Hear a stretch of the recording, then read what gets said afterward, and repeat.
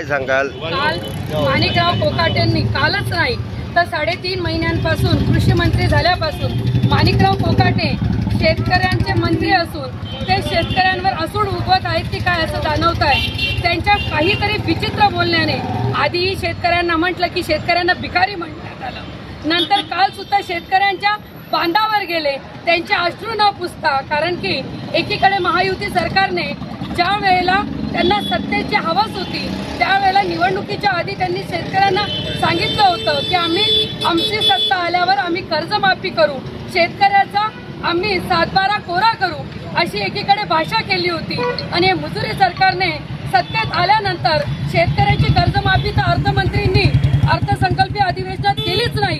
उलट आपण बघितलं की अवकाळी पावसामुळे माझ्या शेतकरी मायबापाचं किती नुकसान झालं आणि हे नुकसान बघायला जायसाठी माणिकराव कोकाटे जातात आणि बांधावर नाशिकच्या इथे बांधावर जातात आणि म्हणतात की तुम्ही कर्जमाफी मागतात, कर्जमाफी झाल्यावर तुमच्या लेकराबाळांचं म्हणजे त्यांची तर लेकराबाळाचं म्हणूच शकत नाही कारण की ते तेवढे त्यांची नैतिकता नाही, पण तुमच्या मुलांचं लग्न लावतात, साखरपुडे करतात असं माणिकराव कोकाटे म्हणतात। मला त्यांना विचारावंच वाटतं, कर्जमाफी झाल्यावर की माझ्या शेतकऱ्यांना तो पैसा मिळत नाही तो बँकेत येतो कारण की माझ्या शेतकऱ्यांनी हा पैसा पीक कर्जासाठी किंवा माझ्या शेतकऱ्याने हा पैसा पाईपलाईन करण्यासाठी किंवा शेतीचा अवजार आणण्यासाठी घेतलेला असतो, पण शेतकरीला ते कर्जमाफी होत नाही म्हणून त्याला शेती विकावी लागते, आत्महत्या करावी लागते।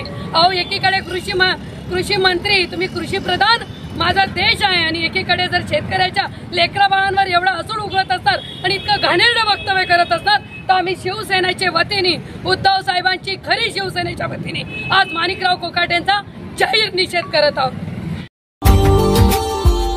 Subscribe now and press the bell icon.